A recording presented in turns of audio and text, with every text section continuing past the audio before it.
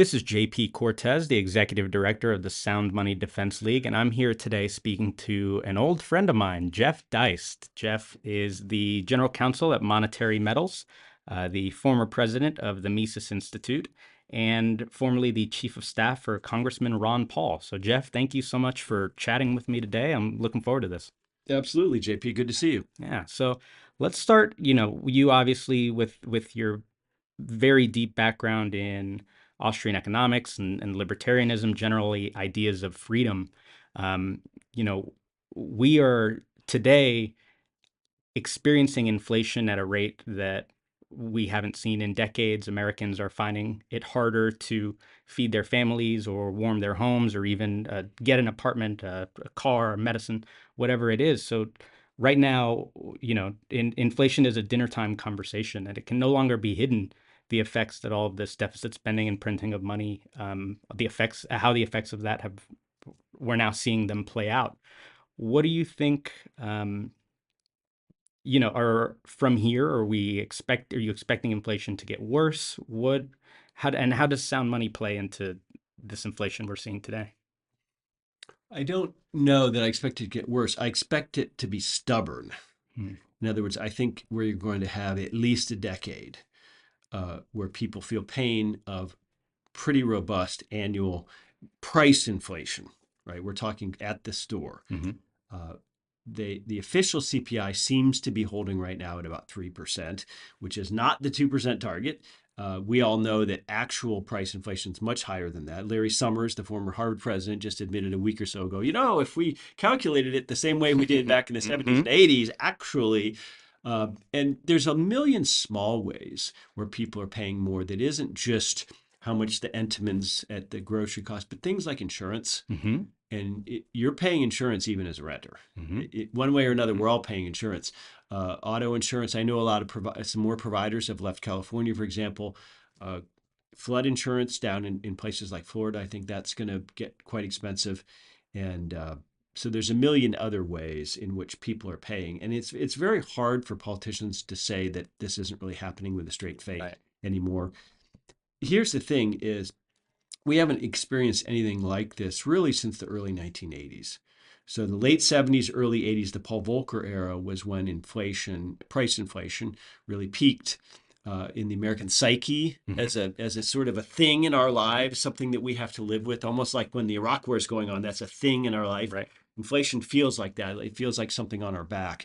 And so you have a couple of generations of economists, media people, politicians, whatever, basically really anybody under about 60 or 50 years of age who has simply never experienced an inflationary environment. So from 1982 until about COVID 2022, that 40-year period or thereabouts, obviously established interest rates were going down.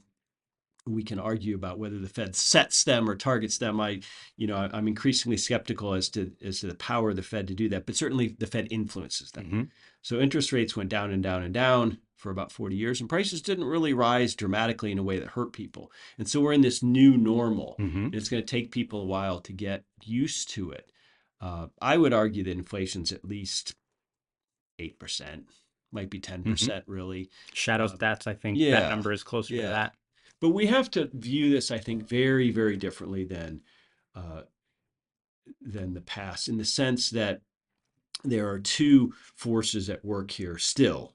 One is just that I think this is much more on the fiscal side than the monetary policy side, because if you look at the amount of just actual money created around those two huge stimulus bills during COVID, one in the Trump administration, one under the Biden administration, I mean, those injected directly more than $6 trillion of cash, into people's bank accounts, businesses, individuals. I mean, that's not the Fed.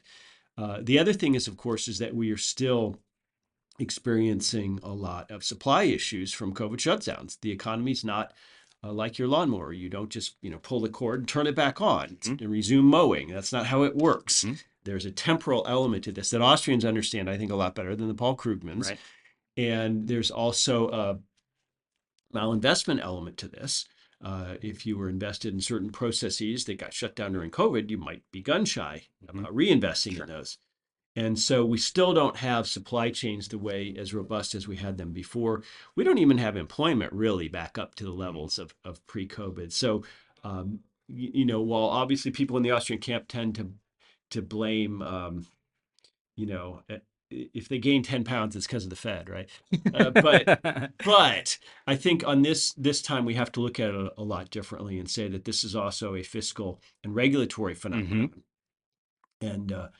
And I don't think it's going away soon. And so all of us, we all have our personal finances to think of. Sure. All of us are just going to have to readjust to this new normal. And so I think people are going to be out there saying, uh, "What do I got to do Hmm. to just tread water with my Hmm. money?" I mean, it's a lot like uh, it distorts human activity in a different way, but in when interest rates are really, really low and nobody could get even 4 or 5% on their, let's say, their money market funds, people went out and tried to buy equities. They tried to chase yield because I'm not getting any interest at the bank. Now that interest rates are higher, uh, people are getting more conservative with their money and they're just trying to figure out how to, gee whiz, how can I maintain 5, 6, 7% a year? Because if not, it really feels like you're losing. You always have been, but now people feel it. Of course. And like you were just saying there, in many cases, and I'm thinking maybe about specifically a state's balance sheets. Most states are heavily invested in commercial paper debt or treasuries or third world debt, many of which don't own a single ounce of gold to their name. And if you're telling me that these assets or these investments are gaining you 4 or 5%, but the real rate of inflation is closer to 8%, what you're telling me is that you're losing 3%. You're making a negative real rate of return there.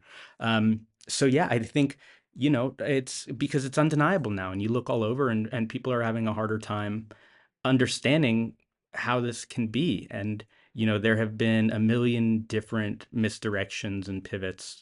Starting from originally there would be no inflation. I'm sure you remember uh, press secretaries going before television cameras and saying every single economist, we've spoken to economists, and every single economist we spoke to assured us that there would be no inflation. And then it became, oh, wait, there is inflation, but it's transitory. And then it became, oh, wait, there is inflation. It's not transitory. It's Putin's fault. And then it became, well, it's the CEO of Kroger, the CEO of your local grocery store. So all of these, it's all sleight of hand, right? Because the Fed, because, this sort of monetary dysfunction stems from the federal policies and the Federal Reserve. Um, but that doesn't happen in a vacuum, and people here down here in Alabama, if I'm in Des Moines, if I'm in Lincoln, I'm seeing there are people living on the streets. America it's degrading from the inside.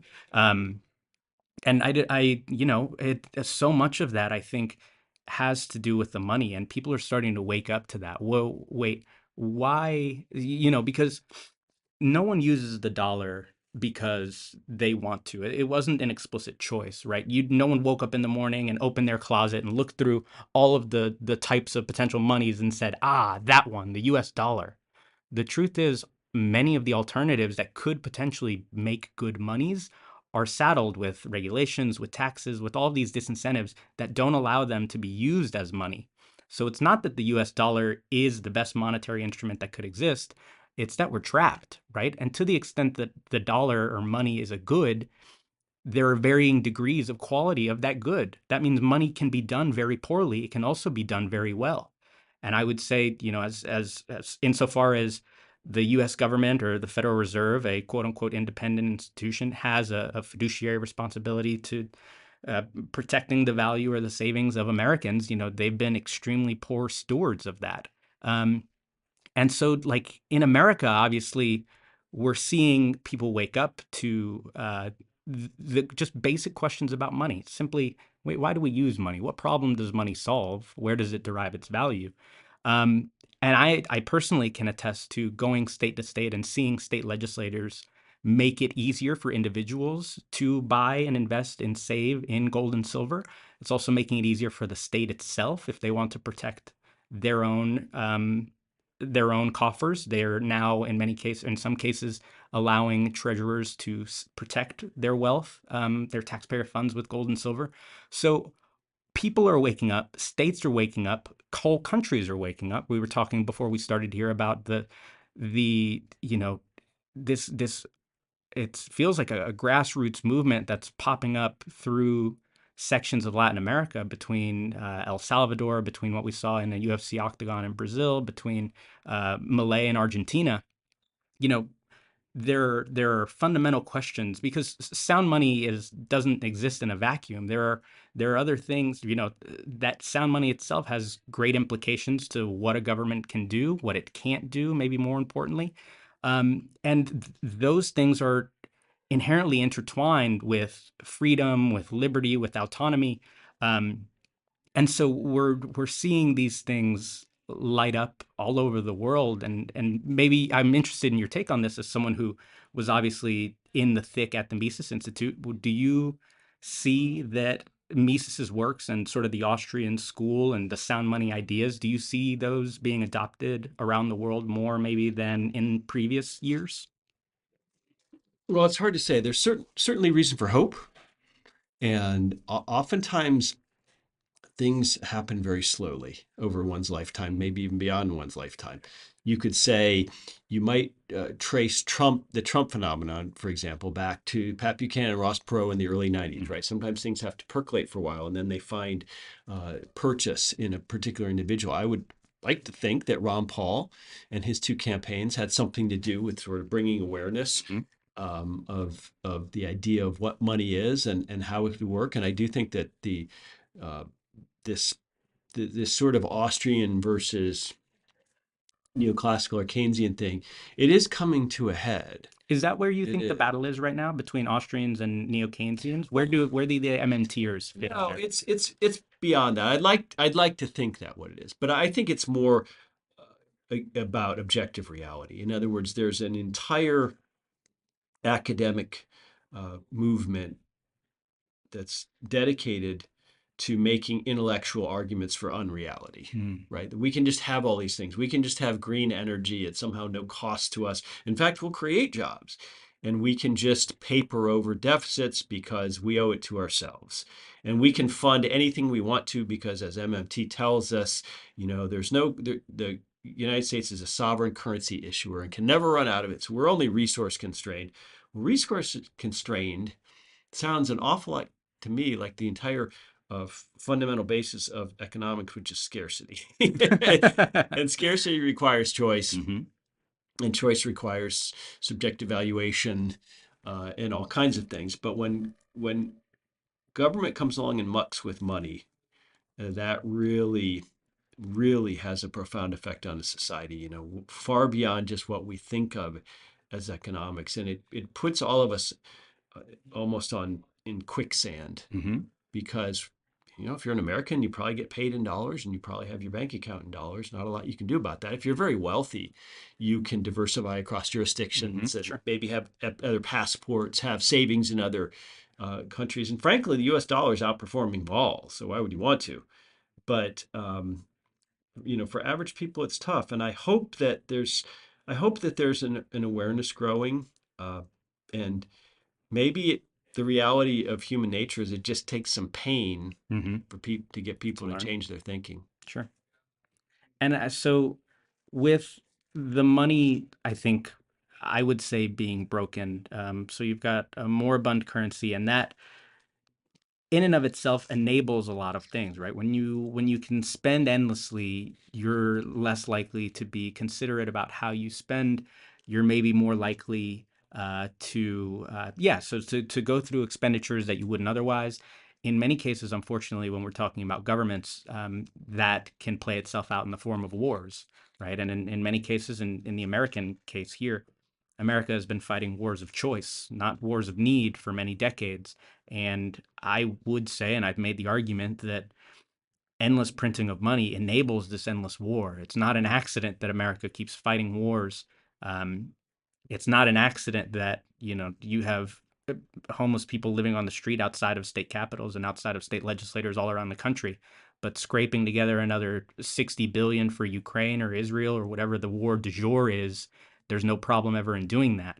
So and I think that's something that has been happening insidiously or sneakily for decades. But now I think with us being more interconnected with social media and with people, governments no longer being able to hide what is so plain in the face of so many people.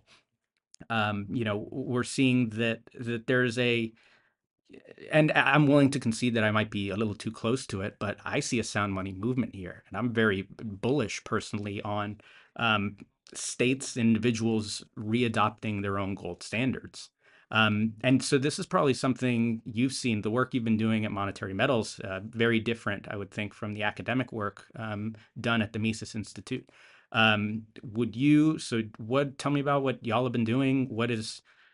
So the idea, I think, and you would better explain it than me, but to remonetize gold, to have it be a yield bearing asset, and gold is the bottom of the pyramid, is base layer money, and so to be able to monetize that would be incredibly useful for the purposes of sound money and for people trying to save and invest for the future. So tell me a little bit about that. Well, it just seems that it's a terrible tragedy, really, that there's at today's prices almost $16 trillion worth of gold above the ground in the world. Now, a lot of that is in central banks, but nonetheless, that's a financial asset. We can say it's not money because governments have decreed that it is not, but it's nonetheless a financial asset. And as I mentioned in a show last week with Ben Nadelstein, I think the proof of that is that gold trades at a higher per ounce price than its mere jewelry or industrial uses. Mm-hmm.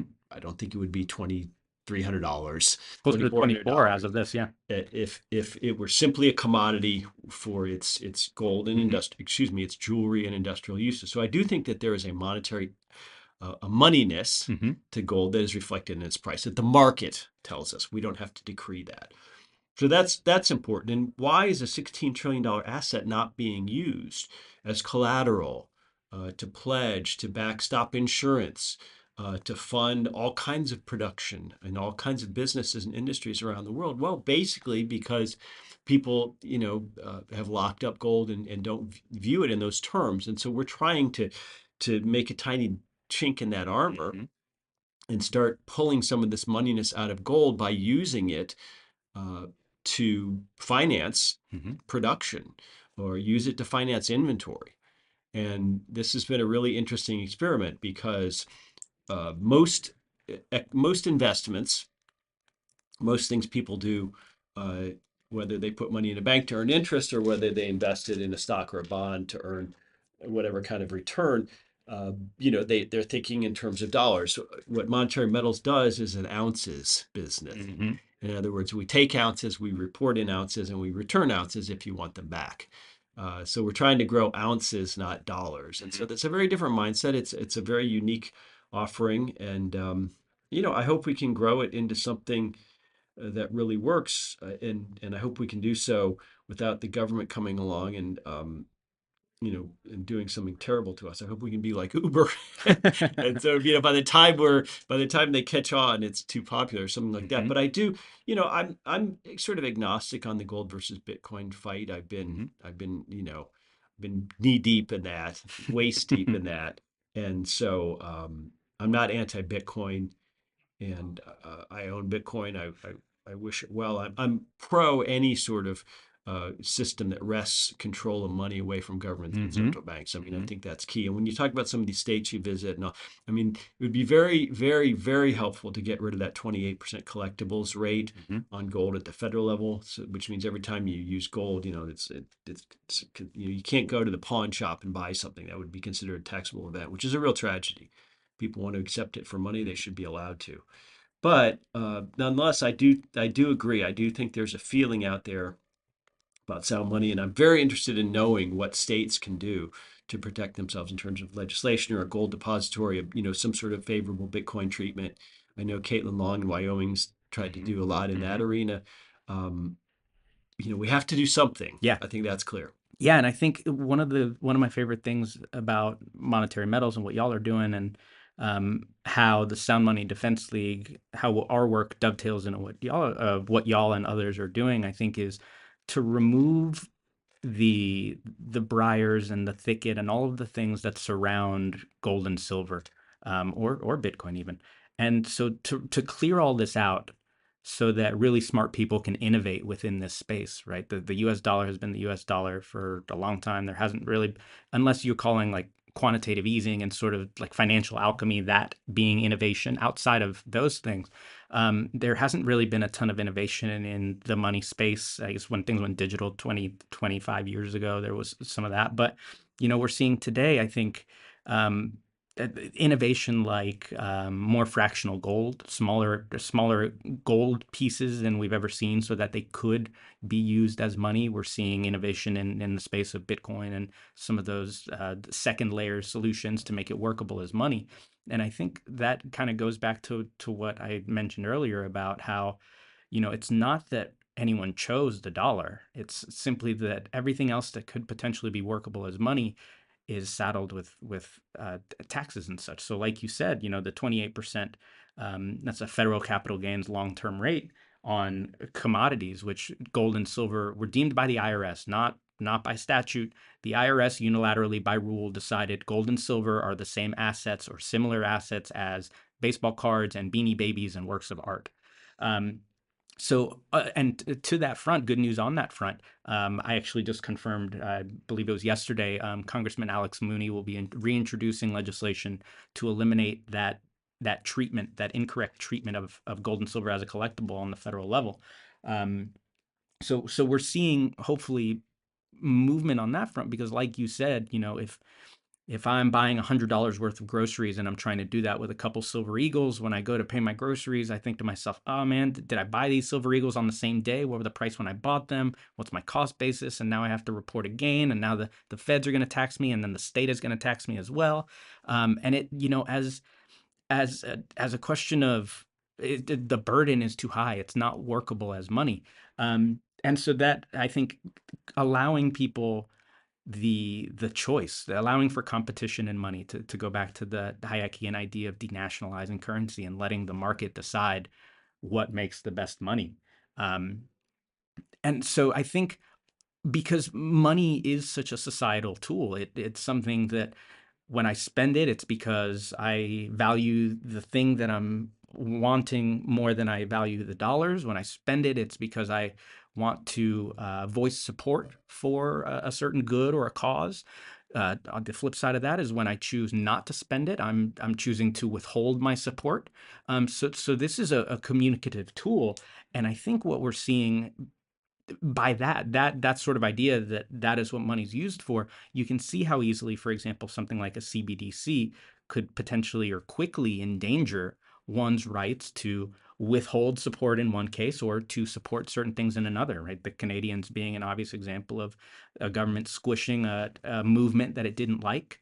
There are stories out of Africa, out of Hong Kong, where liberty groups fighting their government for freedom are having to use blockchain technologies or having to use Bitcoin because the power that comes with a centralized money is the power to completely quell any resistance, completely squash anyone that the government deems worthy of squishing.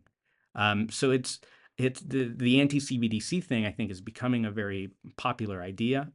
Over the last couple of years, Kristi Noem in South Dakota has signed a couple of these bills into law. Tennessee did recently, and as of an hour ago, Nebraska senators voted unanimously to end capital gains on gold and silver and to declare that CBDCs are not money in the state of Nebraska. So you can't force us to pay taxes in it. You can't force us to adopt it. Um, and so this is something that's becoming more popular. I think Ron DeSantis might have been the first one to sign one of these bills into law, and likening it to the a Chinese social credit score or something like that, where your lifeline can so easily be snipped by a government. Should you choose to step out, should you choose to say the wrong thing, you're cut off.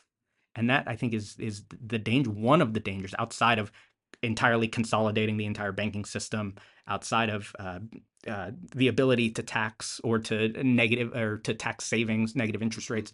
Outside of those things, there is a massive privacy issue that sound money protects. Well, it's true. They hate anonymity, Mm-hmm. and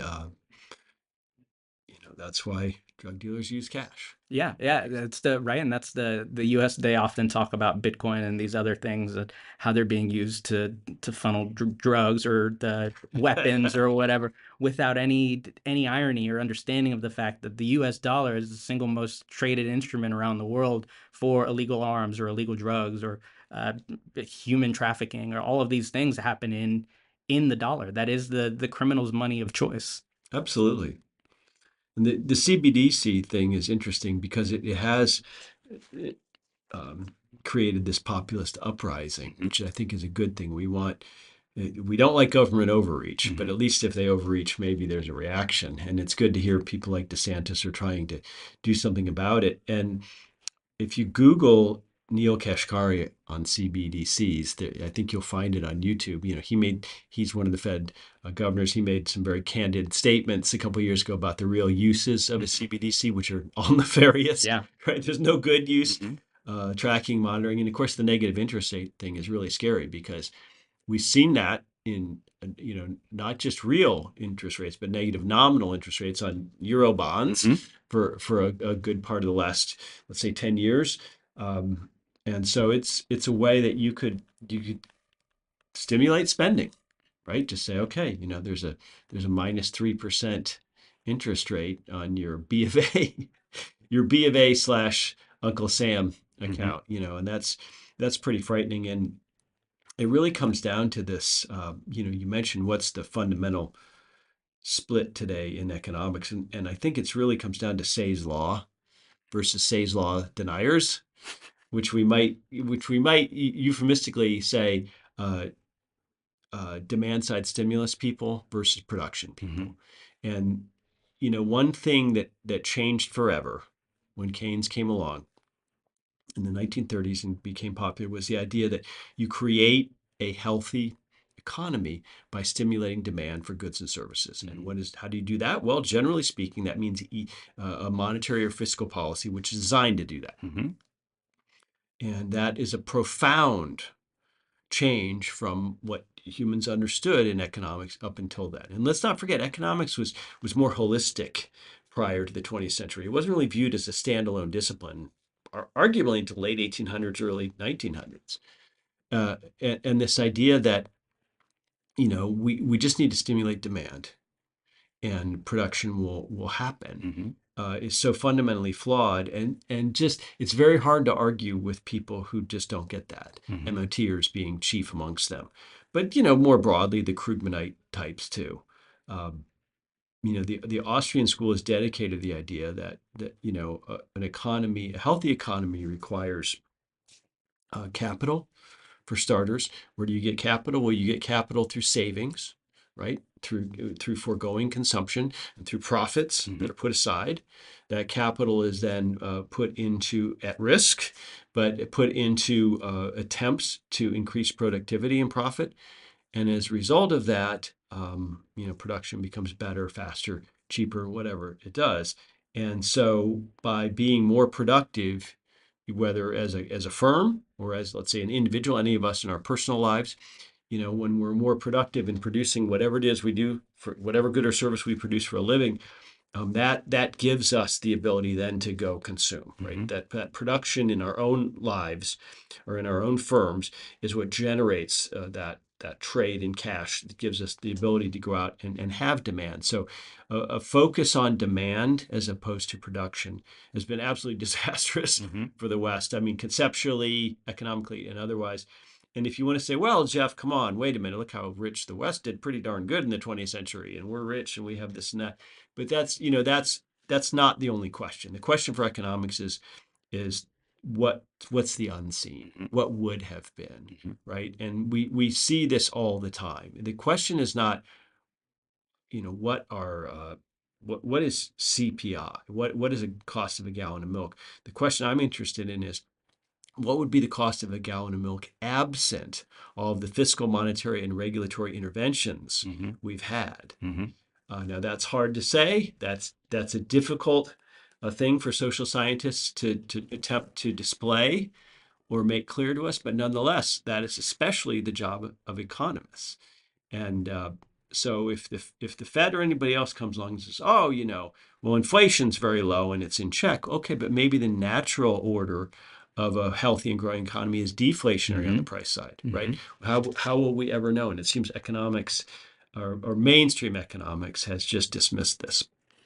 Yeah, and I think the right you hit on something there that I've been thinking about recently, that the whole system is sort of geared to chase velocity of money, right? The idea that, oh, we're going to chase aggregate demand, and this is the engine that makes an economy run. And when that becomes the target, you see what we have today, um, and so sound money then I think becomes ever more important, right? Because we just spent the last couple minutes talking about the dangers of abandoning it. So the big three, the 1913, 1933, and 1971, the three major dates in American history, where 13 was the establishment of the Federal Reserve, 33 being um, the expropriation or confiscation of gold by executive order by or excuse me, by FDR, and then 71 being the closing of the gold window. And that was Nixon. So what is the next date in the United States? This next major date that completely changes the paradigm and changes what we know and how money functions? Is it the potential or imminent adoption of a CBDC? Is it, um, or countries starting to stockpile gold even more openly than they're already doing? Is it a just full-throated adoption of MMT? What do you think the next big happening is? Yeah, that's interesting. And you almost alluded to the BRICS there, Mm-hmm. whether that could That's be a another, thing. yeah, I totally. don't think that can be a thing because it's actually very, very hard for countries to have the discipline of a gold standard. Sure. So there's nothing in what the Chinese or the Brazilians or the Russians have done internally, domestically, fiscally over the past, let's say 50 years that gives me any confidence Mm-hmm. that they would be able to have the discipline to do that. So the BRICS thing I think is overblown. But I've really wondered about this. What's the next big turning in money? Is it Bretton Woods' next version? Mm-hmm. And I used to think, well, it's going to be another crisis like 2008 because we've papered over all that debt. Debt's over 300 trillion now. It was only 140 trillion in '08, so we haven't solved the problem. Debt at all levels, corporate, sovereign, household, individual. So I used to think, well, there's going to be another crisis. And this time, let's say under the auspices of the IMF, they'll say, you know what, we can't really have all these crises and we can't have all these governments issuing their own currencies with their own central banks. So just like the Eurozone got rid of the euro and had the ECB, we kind of need an ECB for the world now. Mm-hmm. And that's going to be the IMF, and it's good. It's going to start out with this what they call SDR, special drawing rights, Mm-hmm. which is going to be kind of a basket of currencies, maybe commodities. So at the outset, people feel warm and fuzzy about it. They understand these things, but then it over time just they get rid of those currencies, and it just develops into a pure international or global fiat. And James Rickards wrote about this kind of stuff, and he wrote a book called Currency Wars, and so that was always an interesting thing to me. But then now that almost seems quaint. Hmm. I mean, fast forward to COVID Yeah. and all that, and those kind of things almost seem quaint to me because the acceleration of the debt and everything. And so, I mean, my near term prediction is that the dollar will limp along as king, and that that's informed by people like Brent Santiago Mm-hmm. Brent Johnson at Santiago Capital, Milkshake theory, the right? milkshake theory guy, which I largely agree with. And, increasingly my own views on this are informed by there's a whole new breed that the digital era has given us. I mean, you have academic economists, and they're increasingly being overshadowed by, you've got people like Peter St. Onge, Hmm. people like Per Byland, who are bringing a lot of insights using social media. You have people like Lynn Alden and George Gammon. You have people like Jeff Snyder, who has that whole Eurodollar Mm-hmm. theory. So a lot of this has sort of forced me out of my more doctrinaire Austrian thinking. Doesn't mean I've rejected it. It Mm-hmm. means that I've been forced to rethink some of my assumptions. John Tammy at Forbes, Mm-hmm. he's he has a whole genre of the Fed doesn't matter, it can't do anything, and you Austrians are silly. I don't agree, but it's important food for thought. So this one, I just, other than the dollar limping along and the debt just going up, um, and Congress finding a way to service it. I mean, to me, those are the immediate stories. And I just don't know. I wish I knew. I used to really subscribe to that collapse IMF scenario, but now it's so much bigger, and the geopolitics are so complex. And there's energy. You got to throw energy into that mix. You got to throw war into that mix. Instability. Um, we've seen some of these minor uprisings. I think Malay represents Hmm. that. Um, but it's just, boy, I'll tell you what, if I did have an answer to your question, I would be on my E-Trade account right now, figuring out what I'm Sure, going to short and what I'm going to buy. sure. I think one of the I guess I find myself hopeful. Maybe this is youthful hope. But I'm seeing the malaise of the world, and to be sure, there are few. This isn't a movement that's taking the world by storm necessarily, but I think the old saying, it happens slowly and then all at once, and I think ultimately that's probably what we'll see here. We're seeing in some cases a really strong rejection of uh, leftist ideas in many cases.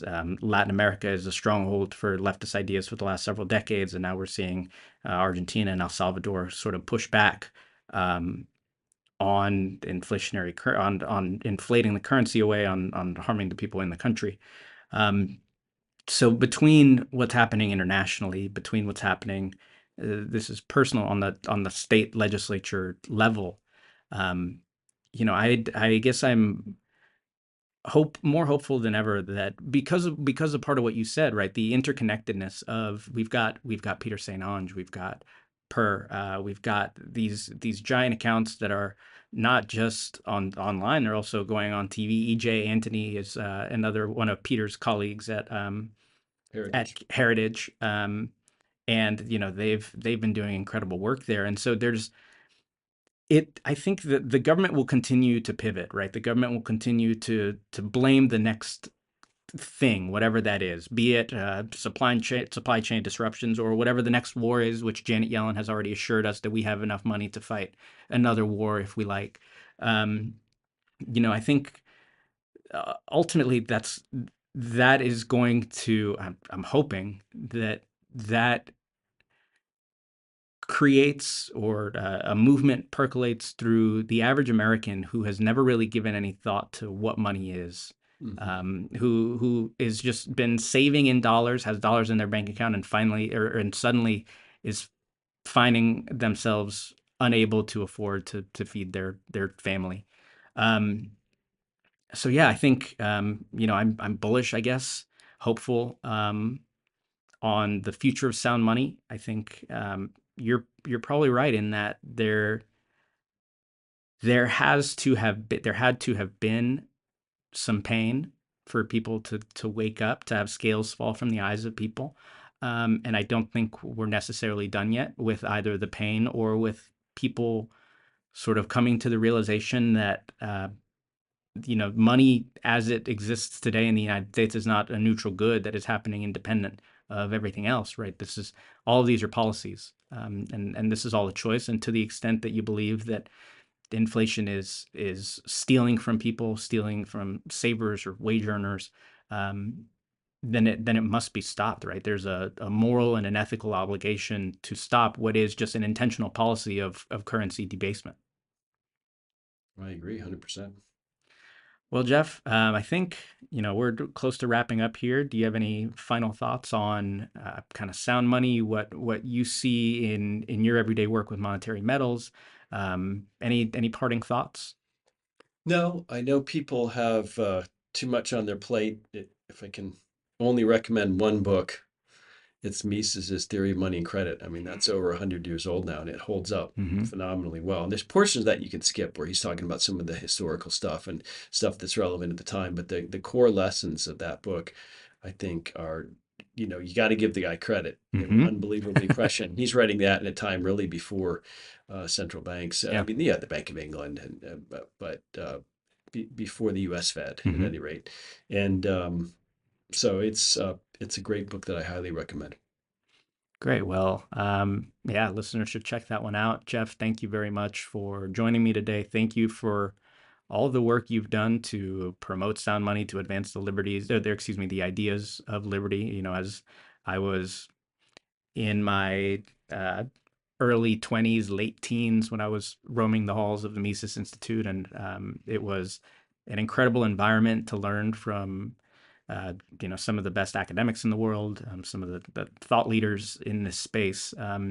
So I appreciate, what you've done for me and this movement. So thank you. Thank you for joining me, and hope to talk to you again soon. Soon, definitely.